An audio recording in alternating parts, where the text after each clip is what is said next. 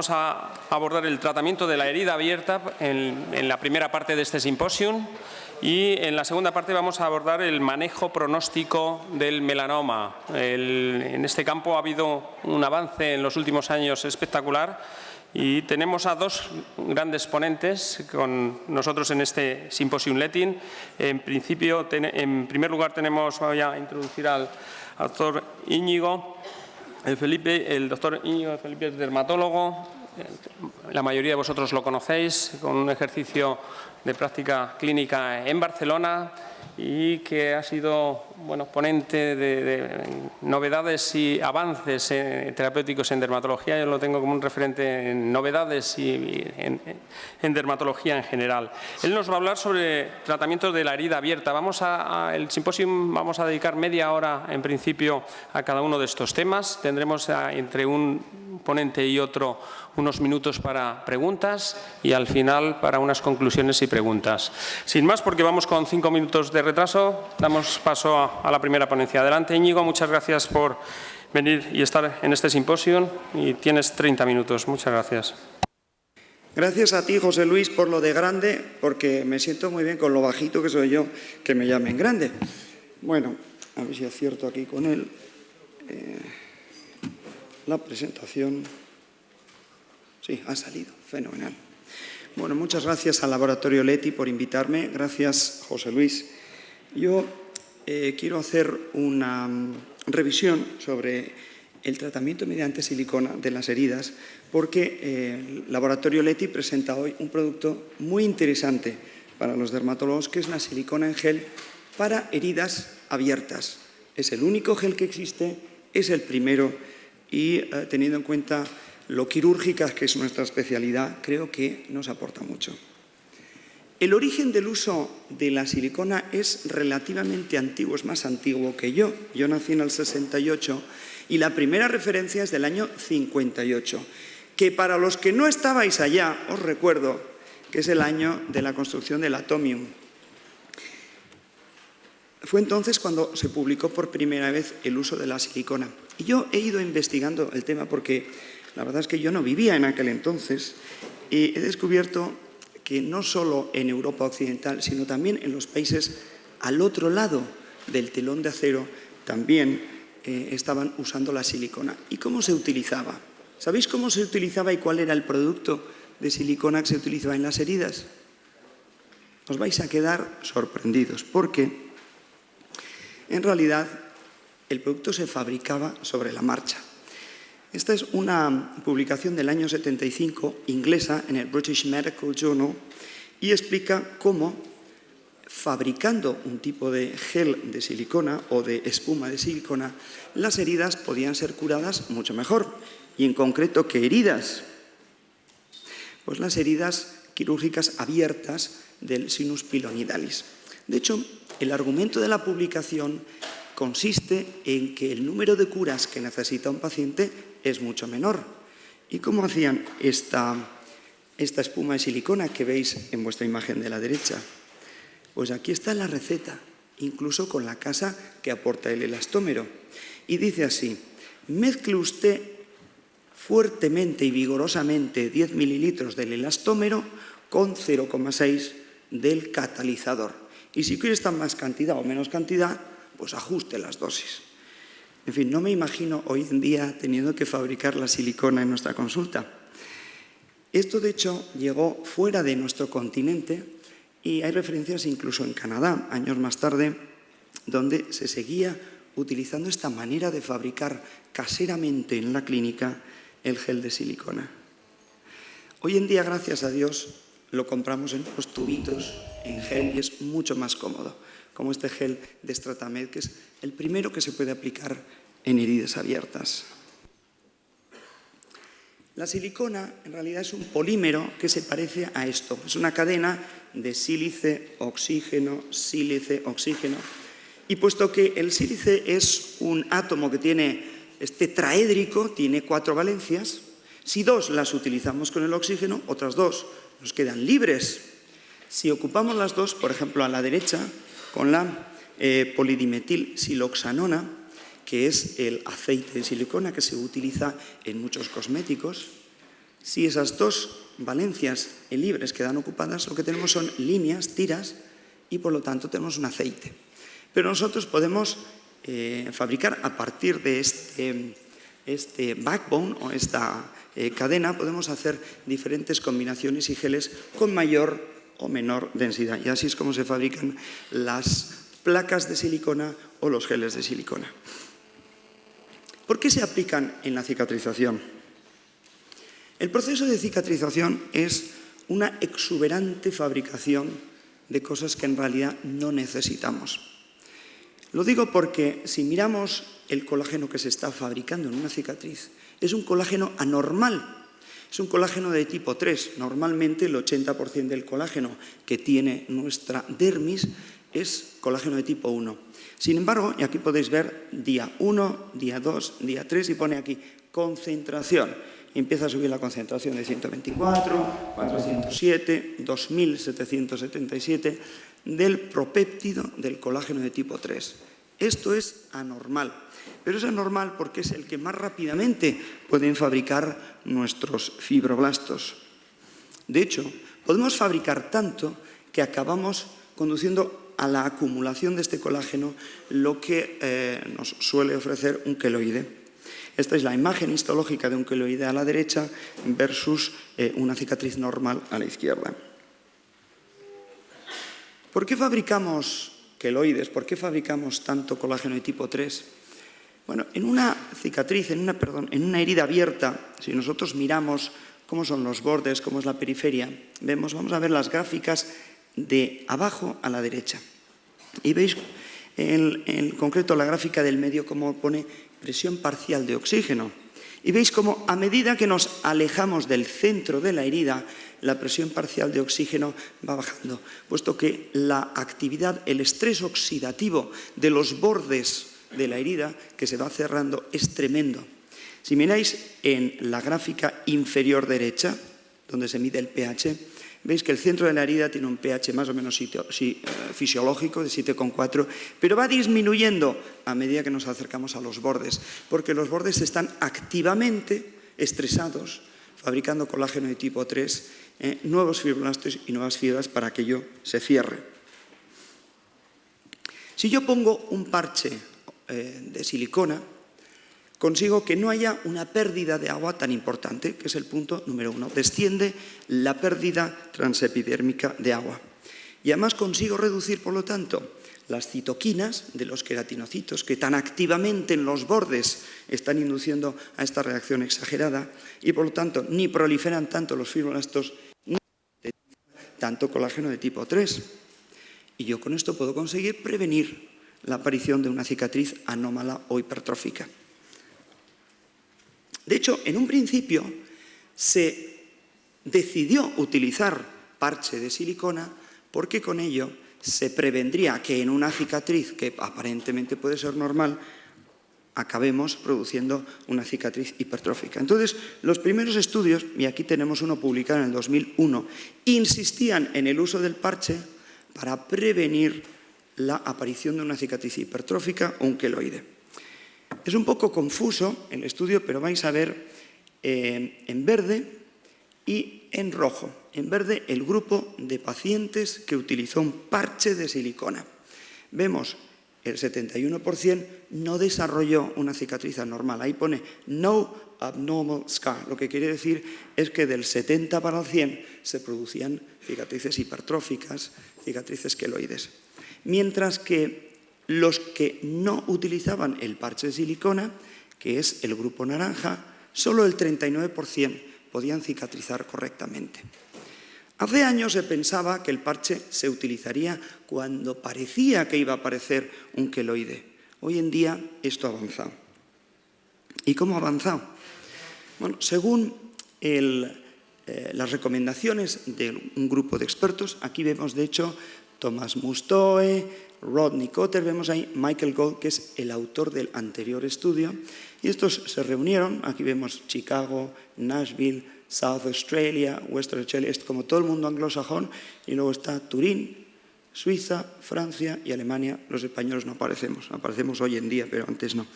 Bueno, pues estos se reunieron y pensaron, bueno, Los parches de silicona son muy buenos, se usan desde hace años y existen, de hecho, ahí podéis ver results from at least 8 random control trials. Dice, como resultado de varios estudios randomizados, se ha descubierto que el parche del gel de silicona es eficaz en el manejo de cicatrices hipertróficas y queloides. Esta era la situación hace 15 años, para manejar cicatrices complicadas. Y entonces dice que además en niños y en otros pacientes es especialmente útil, como si esto solo fuera el tratamiento de una cicatriz anormal. De hecho, estas eran las recomendaciones que en aquel entonces se hacían. Es decir, tenemos una cirugía o un trauma y entonces vamos al rombo que pone risk of scarring. Bueno, si el riesgo de cicatrización anormal es elevado, le ponían un parche de silicona. Y si no era elevado, y nos vamos a la derecha, le preguntamos al paciente, oiga, ¿usted está muy preocupado con desarrollar una cicatriz? Porque no, en principio no tiene usted la indicación, pero a lo mejor usted quiere usar. Bueno, pues el paciente estaba preocupado, quería usar para evitar la aparición de una cicatriz hipertrófica, entonces se le recomendaba el parche de silicona. Y de hecho, ellos desarrollaron en una serie de cicatrices las indicaciones de usar y de no usar. La idea era que tenemos una cicatriz atrófica o anormal. Bueno, pues en principio no hace falta usar el parche de silicona. Que tenemos una cicatriz, fijaros, arriba a la derecha, una cicatriz hipertrófica lineal. O, por ejemplo, abajo, minor keloids, major keloids o una dehiscencia. Entonces sí que se podría indicar el uso del parche de silicona. Y de hecho hay todo un algoritmo complejo que data de hace 15 años sobre cuándo se puede o no usar o cuándo se debería o no usar un parche de gel de silicona. Lo que pasa es que el parche de silicona tiene sus problemas y muchos laboratorios han empezado a desarrollar geles de silicona, como este de aquí, que se presenta hoy. ¿Por qué? Pues porque efectivamente, y aquí vemos en un estudio, esto es si no os situáis, ¿sabéis qué es esto? Las orejas de un conejo, las orejas de un conejo, arriba la oreja izquierda, abajo la oreja derecha. Entonces veis arriba en A, B, C, D la evolución de dos heridas en la oreja tratadas mediante parches, abajo E, F, G, H, la evolución de una oreja, de las heridas de una oreja tratadas con gel. ¿Y qué se observa? Pues que el resultado es magnífico. De hecho, existe un estudio de 1.522 pacientes donde todos ellos han sido tratados con gel de silicona y esto es lo que comentaban. En primer lugar, los pacientes y los médicos estaban francamente satisfechos después del periodo de uso del gel. Decían que en cuanto al enrojecimiento, la dureza, la elevación, esta es la escala de Vancouver, clásica. De hecho, si uno establece el grado de cicatriz, podemos ver, por ejemplo, Grade 1, el 67% de los casos al final del tratamiento eran cicatrices de grado 1, mientras que al principio solo eran el 28%. Es decir, había disminuido el número de pacientes con grados elevados de cicatrices. Si seguimos leyendo, Grade 3 and 4 scars rated 7% en el tratamiento, en el grupo tratado, y 26% al inicio del tratamiento. El problema de un estudio de este tipo es que no tiene un grupo control. Y por otra parte, quien hace la evaluación es el paciente y es el médico. Esto significa que no es un estudio a doble ciego, porque de hecho, a no ser que el paciente sea tonto, ciego de que se está poniendo un gel, no lo puede ser. Y es un poco el problema que tienen este tipo de estudios. No obstante, cuando les preguntábamos a los pacientes, la satisfacción era muy, muy elevada, 98,7%. De hecho, el uso de gel, si se compara con el uso de los parches, tiene varias ventajas. Muy importante, reduce, y aquí observamos, reduce la frecuencia de prurito, que aparece en el 80%, de picor en el 28% de pacientes que usan el parche, de mal olor en el 4% Es decir, es más atractivo el uso de un gel que el uso de un parche. ¿Se puede usar el gel en heridas abiertas? Porque si lo usamos en heridas abiertas tenemos unas ventajas adicionales. Y me voy a la parte inferior de la diapositiva. Si yo no tengo que esperar a que una herida esté cerrada, puedo empezar a prevenir la aparición de un queloide mucho antes. Uno, por la aplicación temprana. En segundo lugar, yo puedo prevenir la aparición de queloides y de cicatrices hipertróficas de forma más eficiente. En tercer lugar, si yo no tengo que aplicar compresas o parches, las molestias que pueda generar se me reducen enormemente. Y además es más fácil para un paciente usar un gel desde el primer día, más que ponerse tiritas y otra serie de cosas. De hecho, el uso del gel de silicona está documentado en este estudio, en 105 pacientes que se trataron. Y aquí tenemos todas las diferentes indicaciones después de retirar un tatuaje, en el tratamiento de cicatrices hipertróficas, en láser, etc. Estos son los tipos de láser que se emplearon, láser de CO2, láser de Q-switch, etc. Y esto es el tipo de cirugía. Pues en todas estas heridas abiertas se pudo usar el gel y estos son algunos de los resultados. Inmediatamente después de la incisión y 8 semanas más tarde. Aquí tenemos una cicatriz hipertrófica después de cirugía torácica y tratada con láser de CO2 fraccionado. O, por ejemplo, en la excisión de este melanoma, antes y 7 semanas, 2 semanas después y 7 semanas después del uso de Stratamed. Incluso cuando se hace dermabrasión en lesiones precancerosas, 4 semanas después del uso de Stratamed.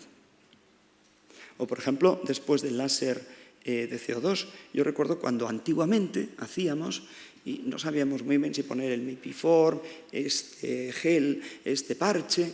Bueno, pues al final un gel de silicona como el Stratamed se puede usar perfectamente y de hecho es el único que podemos usar. Misma paciente. Estas fotografías son de un paper publicado por Monk y demuestran la eficacia, aunque no hay un grupo control. La foto de la izquierda es un paciente de 89 años, 4 meses después de la cirugía. Cuando, descubriendo que no se cerraba la herida, deciden ponerle gel de silicona Stratamed.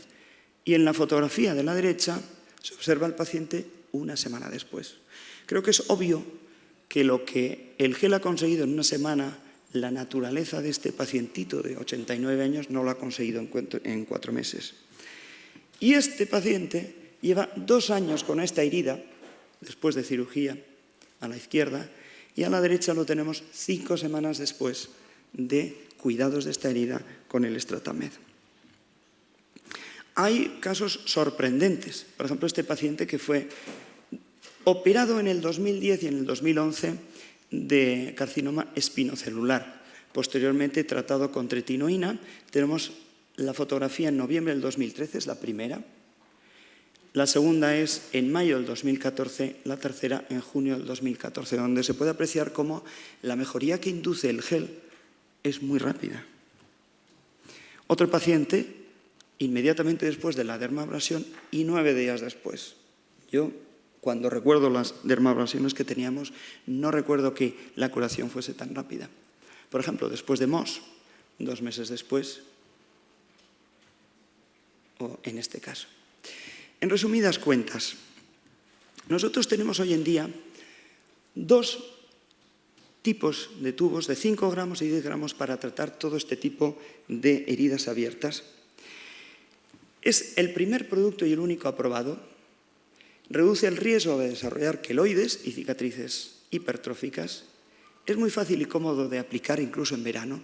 Podemos ir a la playa en traje de baño y no necesitamos llevar un parche pegado, como yo recuerdo que usaban mis compañeros de colegio mayor hace 20 años.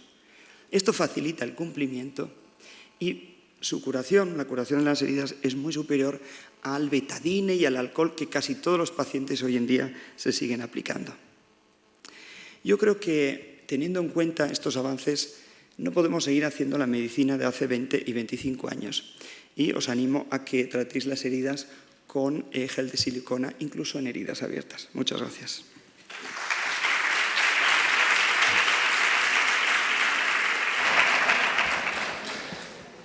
Muchas gracias, Íñigo.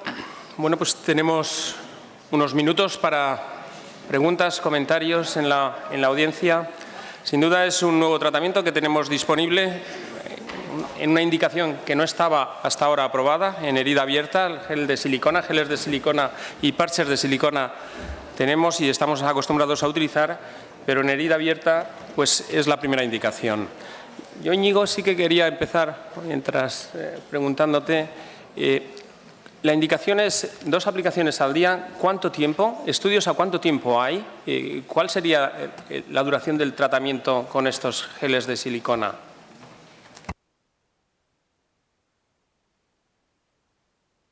Aprieto aquí, perfecto. La indicación es aplicarlo 2 veces al día durante 2-3 meses. Lo que pasa es que hay que tener en cuenta que el tiempo que tarda una herida en cerrarse en la cabeza es justo la mitad que en las piernas. O, por ejemplo, en una persona de 20 años es la mitad que en una de 90. Entonces, no sería yo tan cuadriculado en ese sentido y recomendaría al paciente usar el tratamiento durante un largo periodo. Para mí, un periodo adecuado es meses, pero yo creo que la sapiencia de cada doctor es la que va a determinar esto. Cada vez, como ha señalado, tratamos las heridas y las cicatrices quirúrgicas de forma más precoz y más profiláctica. De hecho, se está utilizando, has apuntado una diapositiva, el láser fraccionado en aquellas cicatrices después de una intervención que sospechamos que estéticamente no va a quedar todo lo bien que nos gustaría, y se aplica incluso al retirar las suturas láseres fraccionados para mejorar los efectos cosméticos. Cada vez tratamos de forma más precoz esto. Eso no es herida abierta. Hay estudios que nos den información sobre datos del uso de estos productos tópicos en heridas quirúrgicas. En heridas quirúrgicas cerradas. Cerradas. Sí. Hay multitud de casos. No obstante, la calidad de evidencia científica hay que reconocer que es de nivel 4, es decir, son casos seguidos durante un tiempo. No existen casos controles de pacientes quirúrgicos que no se han tratado y pacientes quirúrgicos que sí se han tratado. No obstante, esto no se trata no es un fármaco donde hay que evaluar si tiene más efectos secundarios o no. A mí hay 2 cosas que me gustaría añadir. Por concretar, yo observo en la consulta, como yo creo que observará todo el mundo, que existe una tendencia nacional o internacional a que los pacientes se pongan yodo, alcohol, agua oxigenada en las heridas. Y yo siempre les digo, vamos a ver, esto es un antiséptico, no es un cicatrizante, un epitelizante. Usted tiene una herida y no una infección.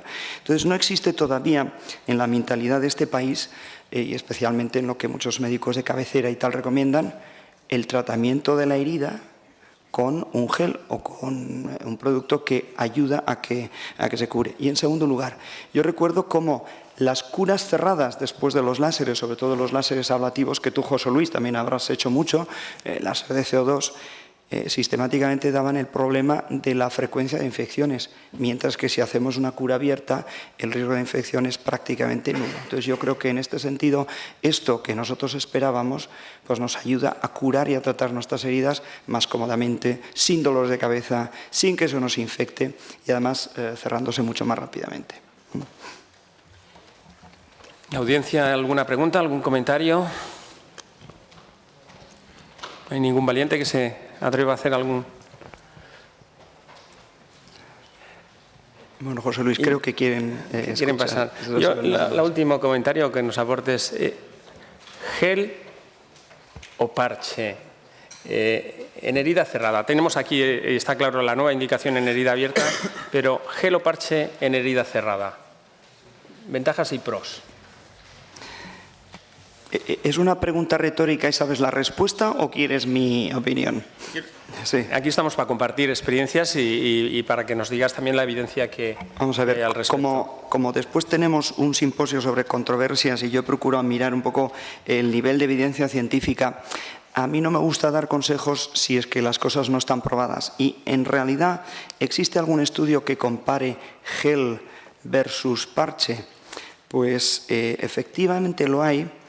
pero los resultados son contradictorios, porque algún estudio indica como el gel es superior, pero es que hay otros donde dice que el parche es superior, con lo cual yo todavía no sé la respuesta adecuada. Me parece que son bastante similares, pero también hay una cuestión. Si tú tienes un gel y es mucho más fácil de ponértelo, hay que facilitar la vida a nuestros pacientes. Al final van a seguir mucho mejor el consejo de aplicarse un gel que no se ve, que no está pegado a la piel, que aplicarse una cosa complicada como un parche. Yo es que me acuerdo de un compañero mío de colegio mayor que tenía unos queloides de centímetros de altura, como los Himalayas, y claro, le habían dado unos parches porque es que en 1986 es lo único que había. Yo creo que hoy en día, gracias a Dios, tenemos esto que es bastante más avanzado. Muy bien, pues muchas gracias, Íñigo, y vamos a cambiar de tercio y vamos a la segunda parte de este simposio. Vamos a hablar de melanoma, vamos a hablar de test predictivos de melanoma. Melanoma, la verdad es que afortunadamente en los últimos años hemos tenido un avance importante en cuanto a terapéutica. No teníamos nada para el tratamiento del melanoma metastásico y tenemos cada vez más fármacos que van de forma selectiva a alterar o a bloquear el BRAF, a alterar el NRAS con ipilimumab, con beburafinib, con otros fármacos que están saliendo y que están saliendo en los últimos años. Pero también está avanzando en cuanto al pronóstico o valores predictivos de estos melanomas que tenemos en fase estadio 1 o 2 y que tenemos porcentajes de supervivencia muy variables en el mismo paciente con el mismo estadio. La clasificación de la JCC, lo último que incorporó fue el número de mitosis, pero todavía le queda dar un segundo paso, ¿no?, con otros factores e incorporar la huella genética en este melanoma primario para que nos dé una perspectiva más a largo plazo de cómo van a ir estos melanomas. Tenemos para aclararnos y darnos más información y novedades en este aspecto al doctor James Lai. Es dermatólogo que trabaja en Estados Unidos, en Tucson, en Arizona. Es profesor de la Universidad de Arizona y es un experto en el campo del cáncer cutáneo. Él se formó en Atlanta, en la Universidad de Atlanta, y luego estuvo trabajando posteriormente en la Universidad de Washington en San Luis, en Missouri. Y nos va a hablar sobre la expresión genética, los perfiles genéticos y un test no invasivo para predecir el potencial metastático de los melanomas primarios. James, cuando quieras, adelante. Y muchas gracias por estar con nosotros aquí en este simposio.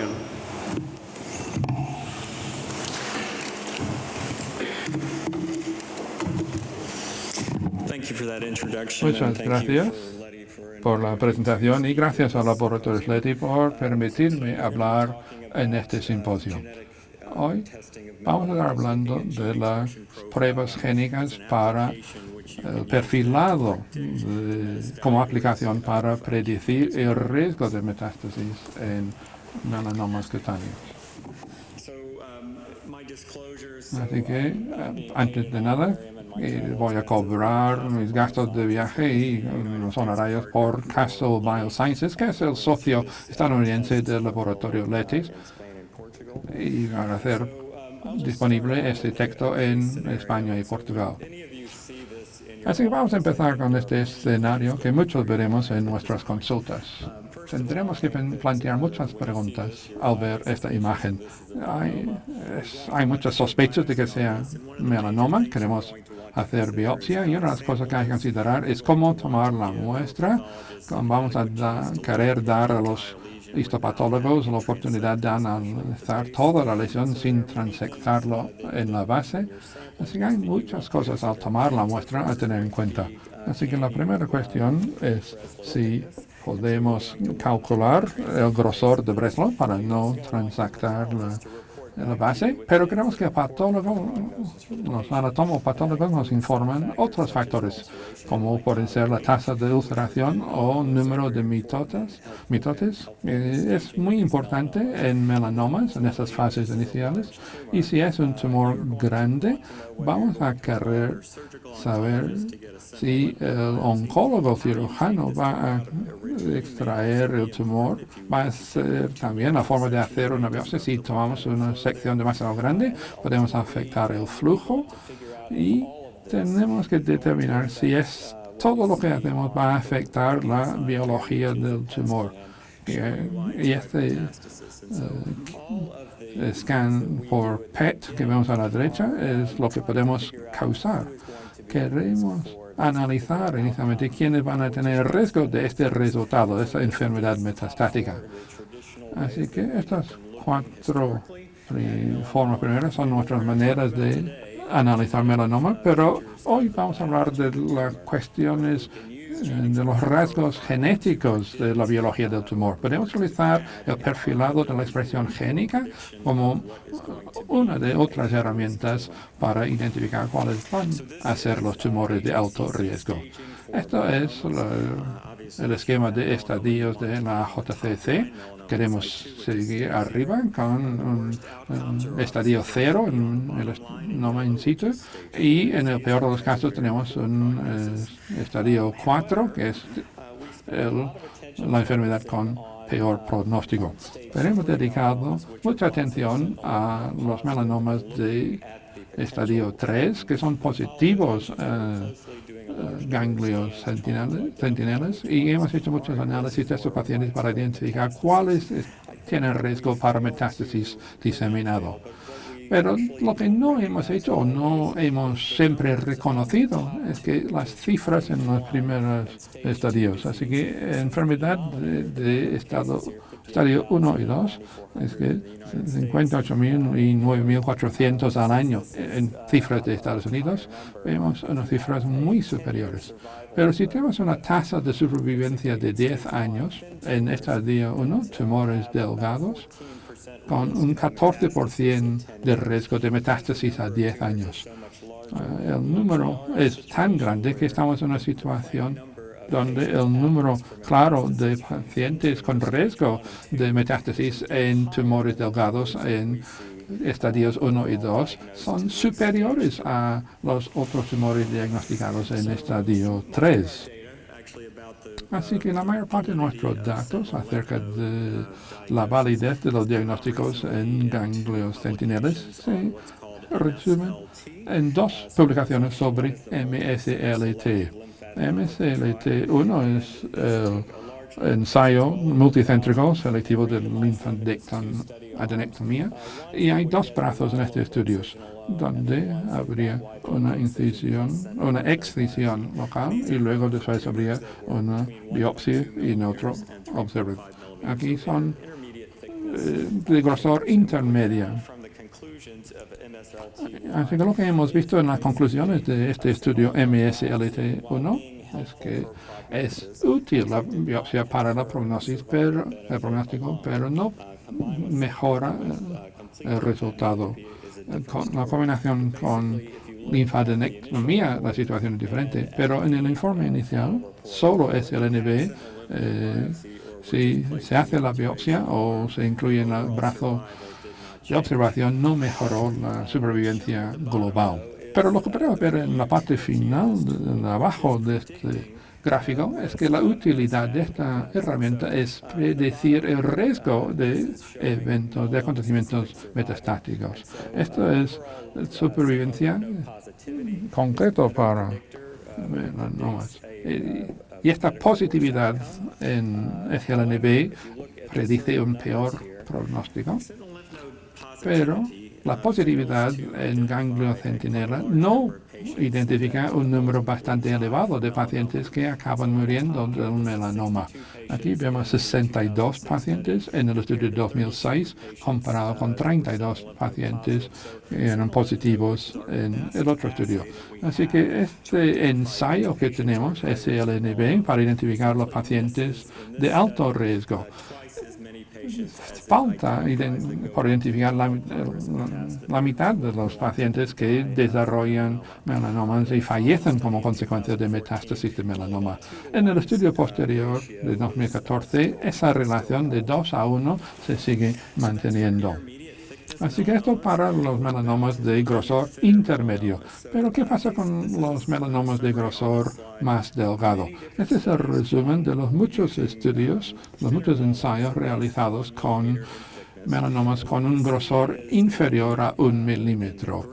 Y aquí en verde podemos ver que son metástasis lejanos, distantes, que recurren en pacientes con SLNB negativos, y en rojo son aquellos casos que ocurren en los SLNB positivos. Así que positivos será menor en pacientes con melanoma, pero como en el caso del ensayo MSLT1, este ensayo se indica que la prueba, la biopsia de ganglio centinela no identifica todos los casos, pierde más de los que identifica.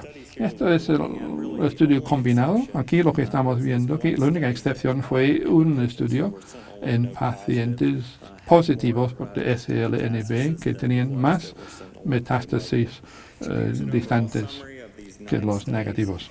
Pero aquí es el resumen de los 9 estudios y estamos viendo una relación de 3:1, donde los pacientes SLNB negativos tenían más metástasis que los pacientes positivos. Así que ganglio centinela puede ser la mejor prueba de que disponemos, pero supone un coste significativo. Aquí a la derecha, a la izquierda, indica el coste del procedimiento en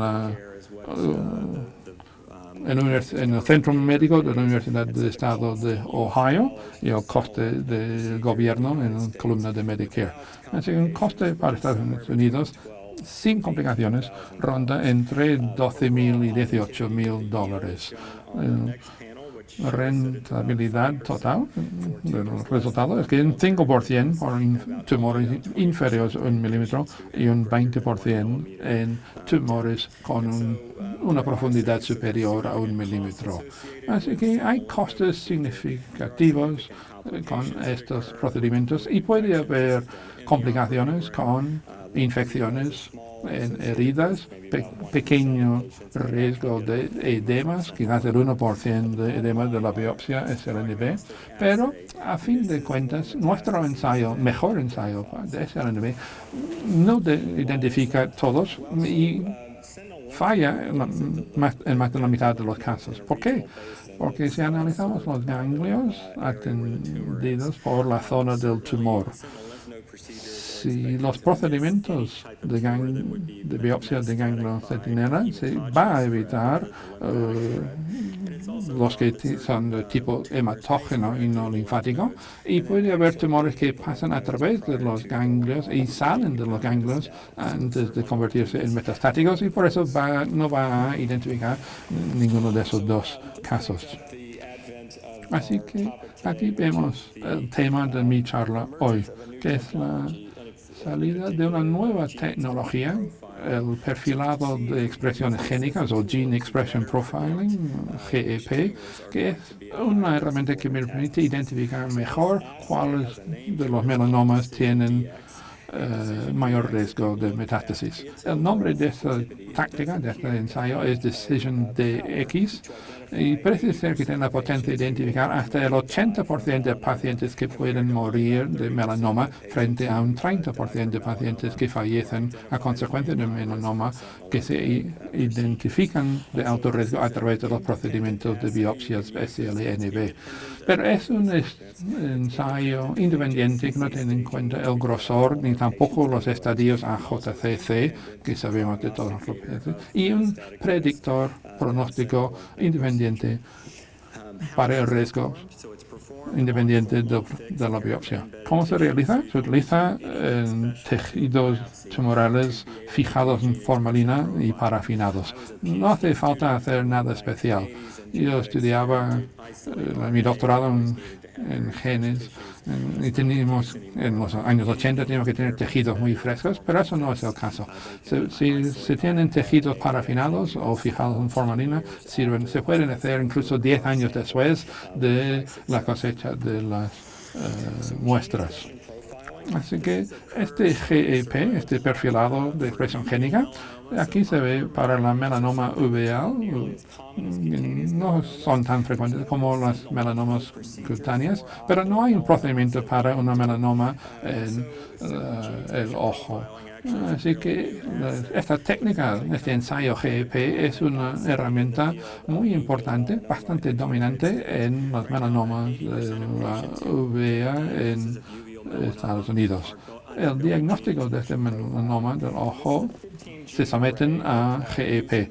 Y esto es un ensayo de 15 genes diferentes en un ensayo que se clasifican en la primera categoría, la clase 1, que es bajo riesgo de metástasis distantes, o clase 2, que supone un alto riesgo. Y esto se ha desarrollado en la Universidad de Washington, en la ciudad de San Luis, en Missouri. Así que este ensayo, el papel de este ensayo, su forma de desarrollarlo, era cómo predecir el riesgo de metástasis en melanomas finos. Así que el objetivo es melanomas de estadios 1 y 2. Y la firma génica desarrollada por este perfilado de expresión génica se desarrollaron en laboratorios. Son 150 genes que Castle Bioscience ha identificado como importantes para el riesgo para las metástasis, y se fue reduciendo a 31 genes, y funciona 31 porque se hace por triplicado en una placa de 96 pocillos, así que 31 por 3 caben muy bien. Pero cuando tenemos el GEP, tenemos el perfilado de expresión génica, que se hace un análisis cuantitativo, y eso nos da un resultado binario. Bien, clase 1 de bajo riesgo, o clase 2, que es un riesgo muy superior de metástasis distantes dentro de los próximos 5 años. Y estos son los centros colaboradores del Castle en Estados Unidos actualmente. Solo voy a resaltar un par de ellos. En la edición reciente de la Academia Americana de Dermatología hay un paper de Gerami en Northwestern, en la Universidad de Northwestern en Chicago, y habla de estudios en estos tipos de tumores. Y también hoy hablaré de los datos de Laura Ferris, que trabaja en UPMC, la Universidad de Pittsburgh, en Pennsylvania.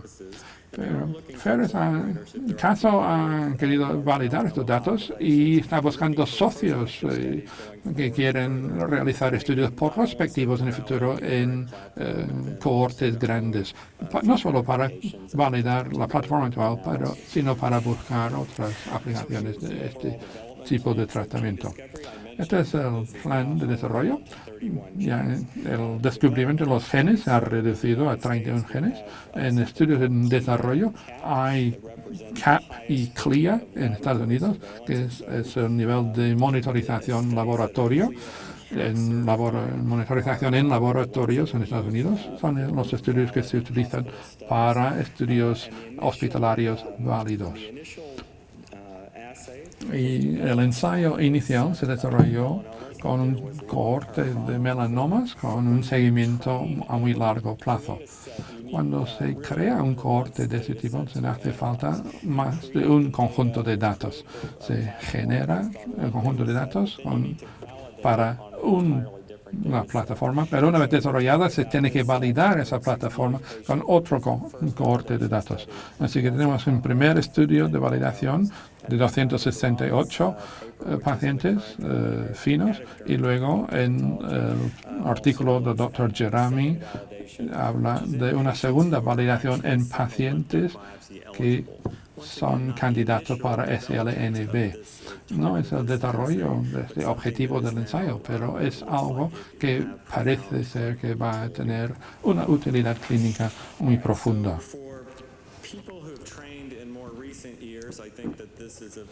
Así que para las personas que han recibido formación más recientemente, conocerán este tipo de esquema, incluso los que han salido de las facultades de medicina hace más detalle tendrán que repasarlo.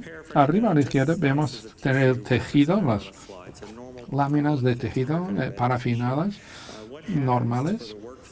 En el flujo de trabajo, lo que ocurre es que hacemos la separación del ácido ribonucleico, ANR, de este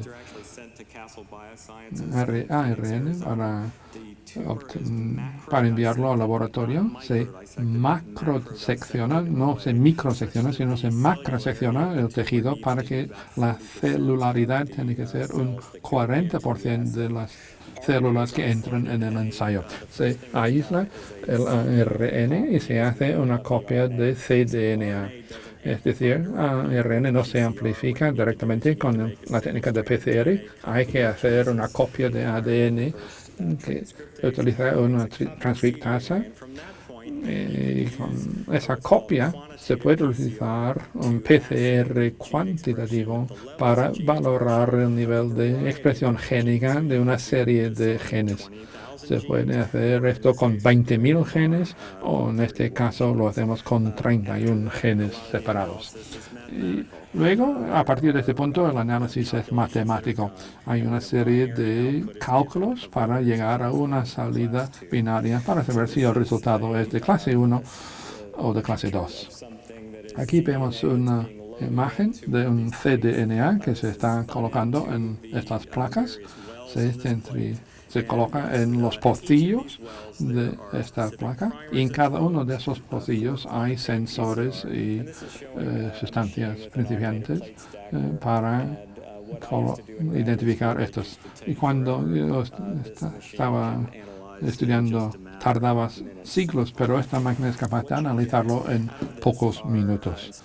Pero el resultado es, en vez de analizar ADN en un gel, hay un análisis fluorométrico de estos productos génicos amplificados y de acuerdo, a ver si lo vemos mejor con este gráfico, de acuerdo con el número de la copia del gen analizado, un número elevado puede amplificarse hasta un umbral muy pronto en el proceso de PCR. Aquí estamos viendo uno que se amplifica solo después de 6 ciclos.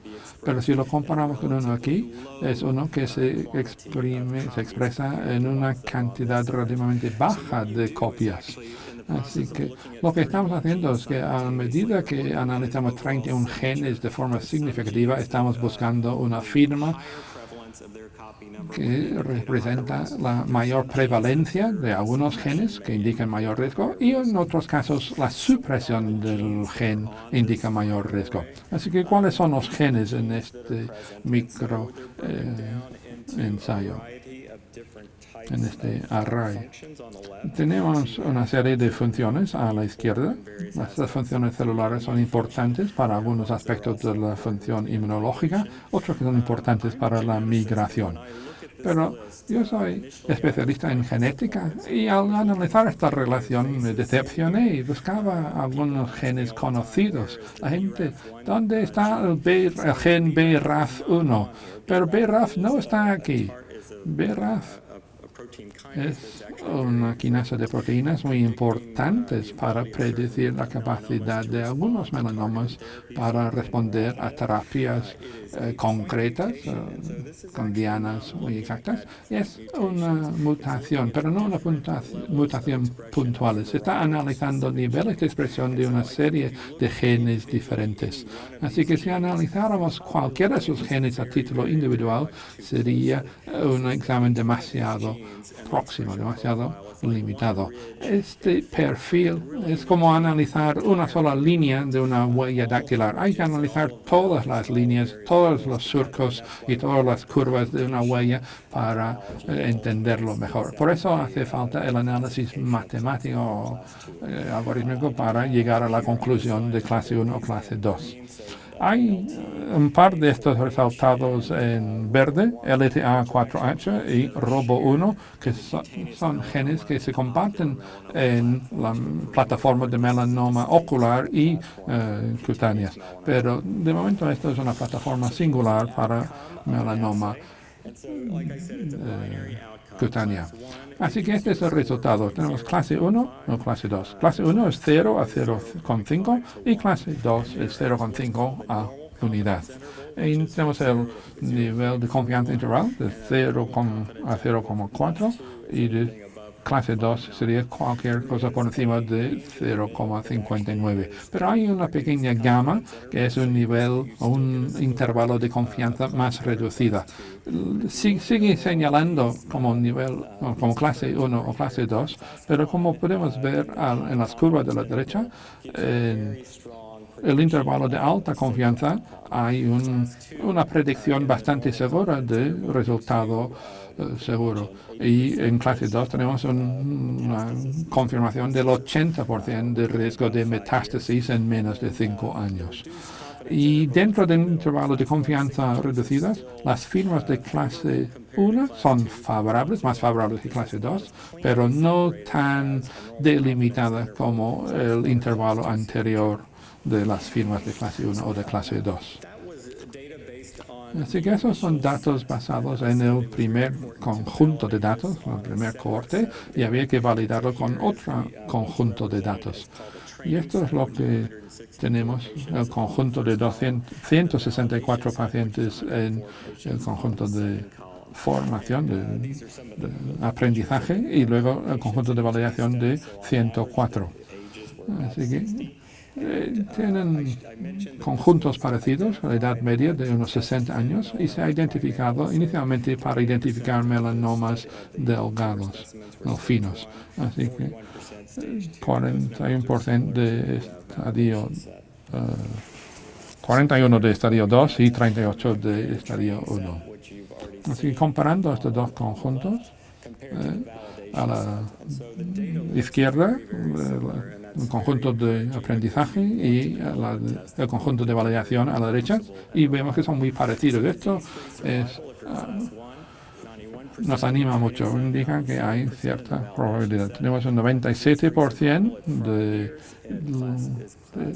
progresión libre de metástasis después de 5 años, y clase 2 25% en el primer conjunto y 31% en el segundo. Pero luego tenemos un ROC, Receiver Operator Characteristics, las características, la zona debajo de la curva. Y clase 1, por ejemplo, no tiene un valor de 0,5. Así que es un ensayo de utilidad útil. Tiene una puntuación de 0,9 o más. Y en este caso vemos en los dos conjuntos este valor ROC superior a 0,9. Sensibilidad de precisión, sensibilidad de 85-89% indica la calidad del ensayo a la hora de predecir que un nivel de protección de clase 2 con metástasis distantes. Pero las conclusiones que podemos sacar de eso es que el GEP, el perfilado de expresión génica, es un predictor independiente de metástasis para melanomas de estadios 1 y 2. También podemos calcular las relaciones, los odds ratios, y aquí tenemos un 2,9 de 10 elevado a menos 6. Significa que es un mejor predictor que el sistema de estadios AJCC que se utiliza comúnmente hoy en día. Este gráfico es importante porque compara lo que podemos ver con AJCC frente a las firmas de clase 2 del perfilado de expresión génica o GEP de clase 2. Y a la derecha vemos que este tipo de perfilado de expresión génica identificó adecuadamente 56% de pacientes con melanomas muy finos que desarrollaron después enfermedades metastáticas. Mejora en los pacientes de estadio 2, 96 pacientes con 90% en 2A y 96% en 2B. Y el 100% en pacientes con estadio 2C. Así que eso en cuanto a las guías de AJCC. Hay otra herramienta. Los datos que acabo de citar se presentaron en la reunión de la Academia Americana de Dermatología que se celebró en San Francisco hace un mes o dos. Estos son los datos de doctora Ferris e indican que con la herramienta en línea de JCC, que incluye sexo y edad del paciente y la ubicación de la enfermedad, y estipula entre los riesgos de los pacientes. Y como veremos en este resumen, para esta herramienta de JCC en línea, la puntuación para estar libre de metástasis al instante, la relación es 2 de AJCC frente a 20 de odds ratio para la GEP de clase 2, 10 veces más. Y hay una diferencia muy significativa si analizamos también la supervivencia global. Así que en conjunto en este estudio tuvimos 11 pacientes que fallecieron, pero AJCC había dicho que eran de bajo riesgo y clase 2 según GEP. Y en el lado contrario, solo un paciente murió que se predijo como alto riesgo y fue invocado y fue asignado una clase 1 en el perfilado de expresión génica. Así que estamos hablando de tumores y ahora queremos tumores delgados y ahora queremos ampliarlo a tumores más gruesos. Se desarrolló para los tumores de SLNB estadio 1 y 2, pero en este estudio reciente del doctor Jerami indica que este ensayo puede ser válido también para aquellos pacientes que tengan un tumor de mayor riesgo y son candidatos a biopsia SLNB de ganglios centinelas. Bien, los que se identificaron en el primer conjunto de datos. Este es el segundo estudio de validación. Y aquí podemos ver que tenemos algunos pacientes que son positivos para la biopsia SLNB y los pacientes negativos. Así que estos van a ser casi todos pacientes de estadio 2 y 3.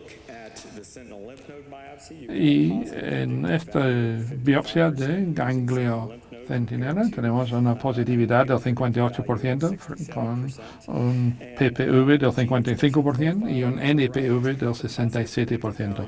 Si analizamos los datos a la derecha, el valor predictivo positivo PPV es muy parecido, pero donde hay una ventaja significativa en GEP es el valor de NPV, 67% frente a 82% en aquellos que eran candidatos de biopsia de ganglio centinela. Estos son gráficos tipo Kaplan-Meier y evidentemente queremos separar estas líneas de forma amplia y aquí arriba en SLNB, los grupos negativos, tenemos una supervivencia arriba frente a los valores positivos en GEP. Las curvas son parecidas, pero hay mayor separación. Es decir, clase 1 predice un resultado más favorable, un pronóstico más favorable que solo con biopsia de ganglio centinela. Este gráfico es muy complejo, pero si nos centramos en la DFS, la supervivencia libre de enfermedad, estos son los peores pacientes, son los positivos de SLNB y de clase 2 en GEP, así que nadie va a discutir que eso es muy negativo. Pero en el centro, si tenemos una firma de clase 2 y biopsia negativo, parece ser que tenemos clase 2 es un mejor predictor que la situación negativa en la biopsia ganglionar centinela. Pero hay un grupo de SLNB positivos y clase 1, pero es un grupo muy pequeño de pacientes. En este grupo eran solo 9 pacientes de todo el conjunto. Hace falta un análisis adicional para determinar realmente cuál es la firma clave para determinar cuál es el riesgo combinado de conjunto en estos pacientes, porque yo creo que ahí indica que hay una zona indeterminada todavía. Si vamos a profundizar un poco más en estos datos, si consideramos la supervivencia sin metástasis distante en estos grupos de biopsia ganglio centinela. Si comparamos con el estudio GEP, lo permite desglosar de forma clínicamente significativa. Se puede decir los que son SLNB negativos de bajo riesgo, son clase 1, frente a los de alto riesgo en clase 2. Y aquí podemos ver la supervivencia global. Si tomamos los pacientes negativos en biopsia ganglionar centinela, podemos separarlos en bajo riesgo en clase 1 y alto riesgo en clase 2, lo que me parece significativo. Así que, ¿qué conclusiones podemos sacar de esto? Al analizar la potencia del ensayo MSLT1, faltan una serie de pacientes que fallecen a pesar de ser positivos negativos en el SLNB, en la biopsia de ganglio centinela. Con esta prueba permite con GEP mejorar la identificación. En este caso se identificó 84% de los pacientes negativos que posteriormente fallecieron. Este estudio ya está disponible, pero ¿cuáles son los pacientes más adecuados? He indicado antes que se desarrolló inicialmente para melanomas finos o delgados, y si analizamos melanomas inferiores a 2,75 melanomas, sin características, sin úlceras y con números mitóticos bajos, ¿qué serían los resultados? Se puede recomendar GEP, pero un resultado clase 1 sería una gran satisfacción. No hace falta aumentar la frecuencia de análisis, ni repetir imágenes, y con una firma positiva, es decir, firma clase 2, hay que gestionar estos pacientes de forma más agresiva. Quizás aumentar la frecuencia de observación de esos pacientes en la consulta o el número de escáner que se realizan o referirles a un oncólogo médico.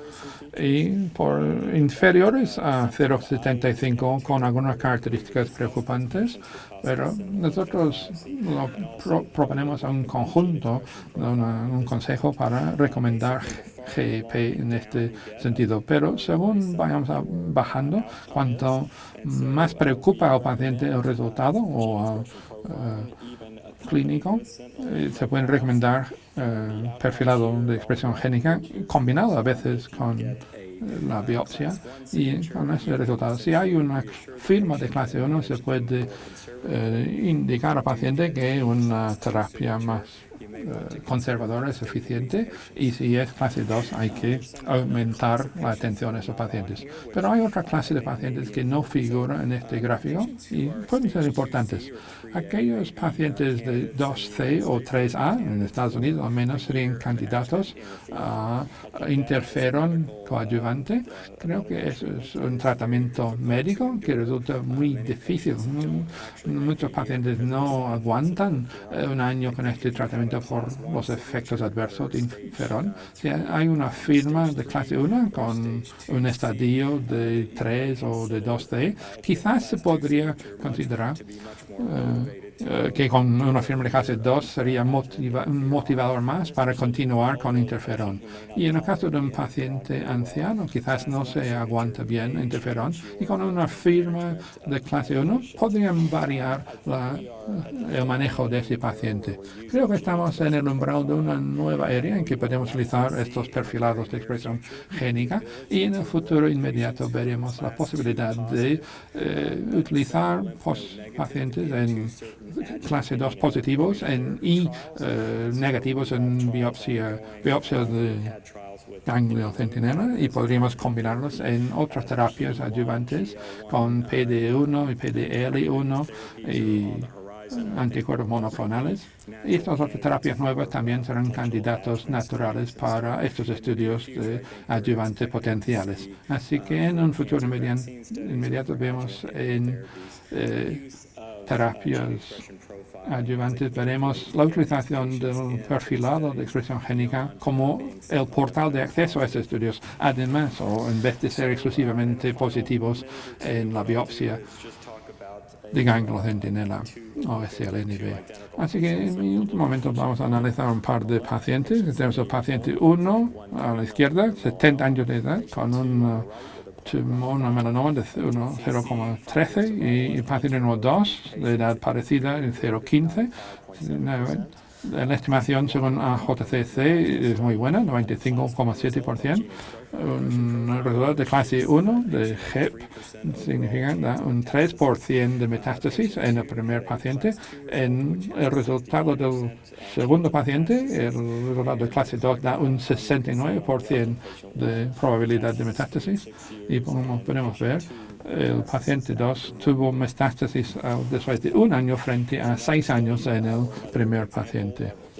Aquí tenemos otro ejemplo de conjuntos de datos. En paciente 3 y 4 son melanomas de grosor intermedio, uno con 35, 1 milímetro con 35 y uno con 3 para el paciente número 4. Estos son, tienen un 95% de tasa de supervivencia, de previsión de supervivencia según AJCC a 5 años. En el paciente número 3, una firma de clase 1, 3% de pronóstico y un 69% para el paciente número 4 y efectivamente sufrió una metástasis en menos de 1 año. Y ahora pacientes 5 y 6, 70 y 65 años, ahora con tumores más gruesos. 3,5 milímetros de grosor en paciente 5 y 4 milímetros en el paciente número 6. Firma de clase 1 para paciente 5 y sigue libre de metástasis casi 5 años después. Y en el paciente de la derecha, firma de clase 2 predecía el comportamiento metastático y se cumplió en menos de 2 años. Así que hemos hablado de la utilidad de este ensayo. ¿Cómo lo podrían solicitar para sus pacientes? Este ensayo ya está disponible en España porque el socio de Castle Bioscience es Leti y Leti puede facilitar estas solicitudes de pedidos. Necesitan saber exactamente dónde se realizó la biopsia para obtener el tumor primario y obtener las secciones para poder hacer el perfilado de expresión génica.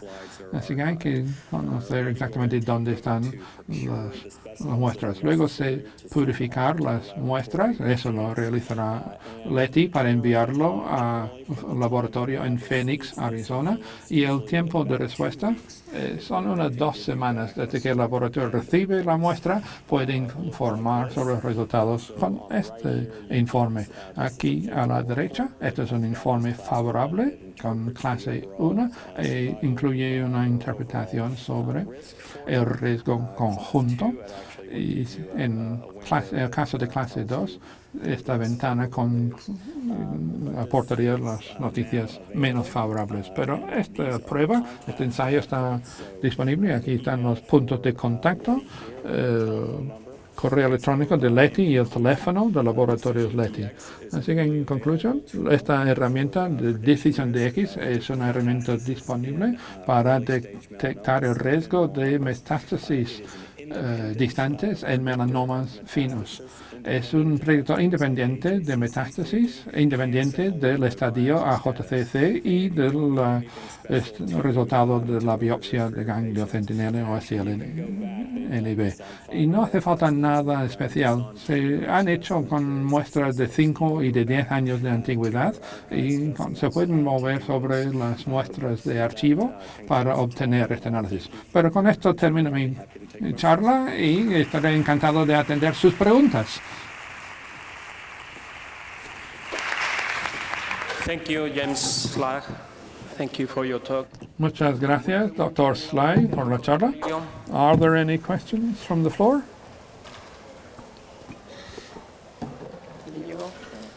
No. Any question from you? Yo le quería Inigo? preguntar. I would like to ask you have Yo tengo una pregunta. Ha hablado de datos disponibles con una supervivencia de 5 años. ¿Y dispone de datos con un periodo de monitorización posterior? Es decir, con aparición de metástasis más adelante. cuando tengamos datos de un periodo de monitorización más largo. Hay datos que sí llegan hasta 10 años, pero la dificultad de realizar un estudio retrospectivo tiene la dificultad de buscar y encontrar tejidos accesibles y la capacidad de extraer ARN. Se ha validado, por supuesto, dentro de las biopsias de 5 años, pero 10 años y más de 10 años resulta más difícil validarlo. Creo que el verdadero poder o la verdadera potencia de este ensayo es hacerlo de forma prospectiva. Por eso los laboratorios están interesados en analizarlo de aquí en adelante. Y los datos de los que disponemos hoy en día, por supuesto, se fortalecerá con cada año que tenemos resultados de supervivencia para estos pacientes. Pero hemos tenido que empezar con un conjunto de datos y creo que estos conjuntos, estos cortes, son interesantes porque se pueden ampliar de año en año para fortalecer aún más los conjuntos de datos. There's a question for you. The questioner is not using a microphone. Would you recommend a complete lymphadenectomy in a patient ¿Recomendaría usted una linfadenectomía total en un paciente con which is negative? una biopsia negativa de ganglio centinela y un paciente de clase 2? Muchas gracias por hacerme la pregunta en inglés. Así que si recomendaría o no una linfadenectomía completa en paciente con biopsia negativa, pero con una clase 2 positiva en nuestro ensayo. Pero yo soy dermatólogo y no suelo hacer recomendaciones para linfadenectomías completas. Tenemos un grupo de médicos y oncólogos, cirujanos y oncólogos médicos que analizan estos casos. Pero creo que hoy, en este momento, lo que sería interesante es analizar ese paciente y considerarlo para una terapia adyuvante, bien con interferón o ipilimumab o con otras terapias PD-1 que están saliendo. Esto podría ser más útil para este ensayo en ese conjunto o subconjunto de pacientes que usted ha citado. Pero puede haber pacientes. Yo he tenido un paciente con cáncer de mama en un pecho que optó por mastectomía bilateral. Y un paciente llegó con melanoma fina y optamos por utilizar PEG porque el paciente estaba muy preocupado y ese paciente querrá un tratamiento más agresivo si están disponibles por la preocupación del paciente. No es un debate que yo suelo tener con mis pacientes, pero sí lo haría un cirujano oncólogo con sus pacientes. I would like to ask you if you consider this assay to be useful before the melanoma appears in people with multiple nevus syndromes or other histories. It's continuing in English.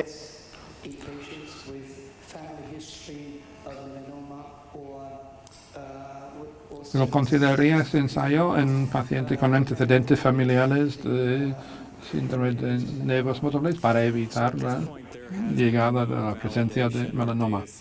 Hasta la fecha no se ha validado el conjunto de datos, ni siquiera en el estudio de si el sistema GEP, el perfilado de expresión génica, podría predecir para un paciente con síndromes concretos si desarrollarían después melanoma. Esto es la cuestión de genómica personalizada. Podemos identificar el riesgo personal de diferentes tipos de tumores malignos y organizar el tratamiento de forma personalizada. Pero eso es dar un paso más de donde estamos actualmente con el ensayo. ¿Pero hay alguien que lo esté estudiando actualmente?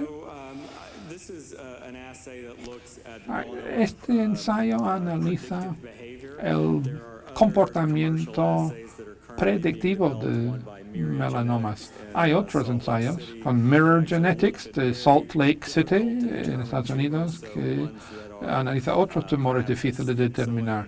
Quizás un nevus spizoide con características muy irregulares para saber si son melanoma o no son. Es un ensayo muy diferente a lo que he referido en esta charla, pero creo que eso es lo único que hay en cuanto a la tecnología de pruebas génicas hoy en día. Vamos a dar por concluido el simposio. Agradecer a los dos ponentes, al doctor Íñigo de Felipe y al doctor James Lai, por sus ponencias. Agradecer a Leti por la sponsorización y permitirnos la organización de este simposio satélite. Sin duda, novedades en el campo de la herida abierta y novedades en el campo de la predicción del melanoma. Datos importantísimos. Pasamos de la época, de la etapa histológica a la genética en la predicción del melanoma y sin duda seguro que se incorporarán a las nuevas clasificaciones futuras. Muchas gracias a todos por la atención y buenos días.